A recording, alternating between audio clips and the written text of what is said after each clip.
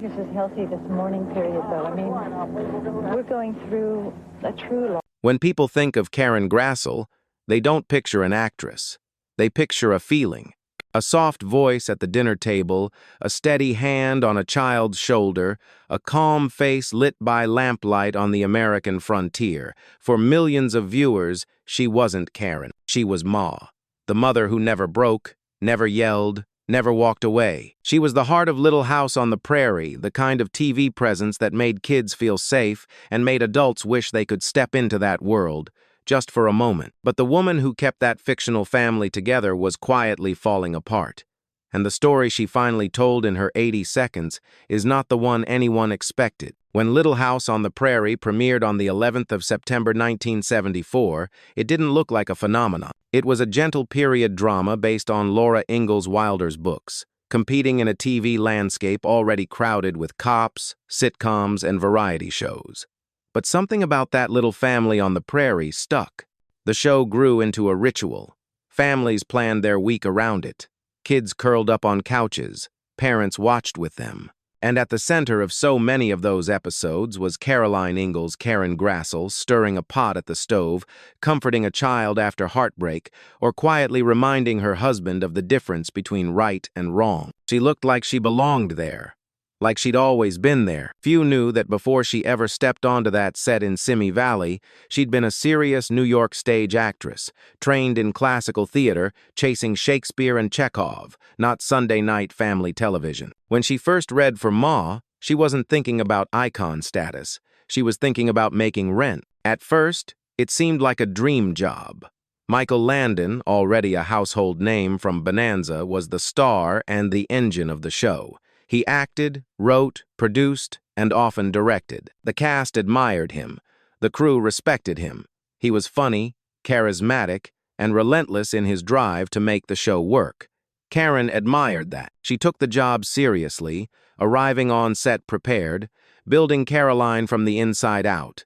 The way she held her body, the way she spoke to the girls, half stern, half tender. The way she looked at Charles in scenes where nothing was said, but everything was understood. Fans fell in love. They wrote letters saying she reminded them of their mothers, their grandmothers, the women who had held their families together in hard times. But behind that warm glow, a very different story was taking shape, one that had nothing to do with prairie sunsets and everything to do with power. As the show's ratings rose, so did the value of everyone tied to it. The network made money. The studio made money. Landon's name became even bigger. Karen's face became familiar to millions. But her contract? That didn't grow with her popularity. According to her recollections, while the show was becoming a cultural touchstone, her paycheck remained stubbornly small. Landon was earning multiple salaries as star, producer, writer. She didn't expect equality with that. She understood hierarchy. But she also understood her own worth. And by the late 1,970 seconds, she knew one thing for certain. Without Ma, there was no Ingalls family.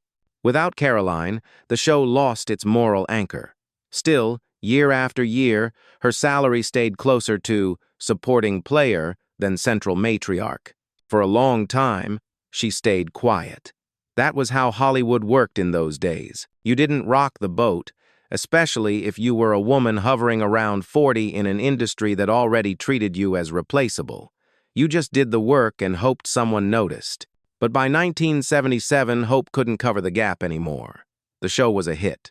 The cast was doing press tours, lunchboxes and dolls were selling with their faces on them, and Karen was still cashing the same kind of check she'd signed on to at the beginning. So she did something she'd been dreading, she asked. She didn't storm into an office or threaten to walk. She went directly to Michael, respectfully, calmly. She said, essentially, "This show is doing well. My character is essential. I believe my pay should reflect that." In her telling, his response wasn't anger, but something worse, cold dismissal. The conversation ended, but the fallout didn't. Soon after, she started noticing changes, not in the words spoken to her, but in the words on the page. Caroline's speeches got shorter. Scenes that would once have centered on Ma guiding the girls through trouble shifted toward Charles. Clothes needing mending. Hearts needing mending. problems needing solving. More and more, those moments went to him. From the outside, it looked like a natural evolution of storytelling. From where Karen stood, it felt like a warning. You asked for more, so now you'll get less. According to what she later shared, the atmosphere shifted too. Landon's famous sense of humor, which could be warm and infectious, started hitting harder in her direction. Jokes became cruder. Comments during intimate scenes or in front of the crew went from playful to personal. She remembered him making sexual remarks, loud enough for others to hear, while they were preparing to shoot. The laughter that followed wasn't joy, it was loyalty mixed with discomfort. People laughed because he was the boss. She smiled because she had to. Inside, it cut. But in the late 1970 seconds, an actress who complained risked more than a tense day at work. She risked the label that could end everything. Difficult. So she did what so many women of that era did. She stayed professional. She brushed off the jokes. She told herself it was just how things were. She filmed those emotional scenes as if nothing was wrong, even when she felt hollow walking back to her trailer. She went home at night carrying a weight no one could see. Fans wrote saying they admired her strength. The irony was brutal. They thought they were talking about Caroline's strength. They were really praising Karen's. Then came the rumors that would make that double life even harder to bear. On screen, Michael Landon was the ultimate family man. Off screen, according to multiple people from the show and Karen's own account, things were not so clean. Whispers circulated about his relationship with a younger stand-in and makeup artist named Cindy. At first, it sounded like the usual cloud of gossip that surrounds any long-running show. But over time, the whispers hardened into something undeniable. Karen later said it became obvious too many lingering touches, private jokes in public spaces, flirtations that didn't seem to care who was watching. She remembered hearing him make comments about his renewed vigor in front of others. This wasn't a scandal buried in shadows. It played out within earshot of cast and crew. Eventually, Little House on the Prairie ended. The Ingalls family rode off into reruns. Kids grew up. The cast found new paths. The world moved on. But for Karen, the story didn't end when the cameras stopped. She carried the experience with her, every unpaid dollar, every cut line, every joke that stung, every scene that forced her to smile beside a man she no longer trusted. She didn't talk about it. She didn't write a tabloid piece. She didn't go on talk shows to tell all. She simply tried to keep going. There were other jobs, guest roles, stage work, but nothing would ever be as big as Caroline Ingalls. That role had given her so much and taken so much in return. Then, in 1991, news broke that Michael Landon had been diagnosed with pancreatic cancer. It was fast, aggressive. The prognosis was grim. The world mourned. Fans who had grown up with him felt like they were losing a member of their own family. For Karen, the news landed differently. Here was a man who had shaped her life in ways both wonderful and deeply painful. How do you feel when someone like that is dying? Relieved? Angry? Grief-stricken? She felt something far more complicated, a pull toward closure. She didn't go to the press. She didn't rehearse a public statement. She sat down and wrote him a letter. Not a legal complaint, not a list of grievances. A human letter. In it, she thanked him for casting her, for the role that had allowed her to touch so many hearts. She acknowledged, in her own quiet way, that things had been hard, that she had been hurt. And then, astonishingly, she did something even harder. She offered forgiveness, not the kind that erases the past, but the kind that releases you from reliving it. She sent the letter, not knowing if he would read it or if it would arrive in time. Later, she was told that he did read it and that it made him cry. She didn't share that publicly for years. She kept it tucked away like a fragile photograph. It wasn't about redeeming him in the eyes of the world. It was about reclaiming herself in her own. Decades passed. Fans rewatched Little House with their kids and grandkids.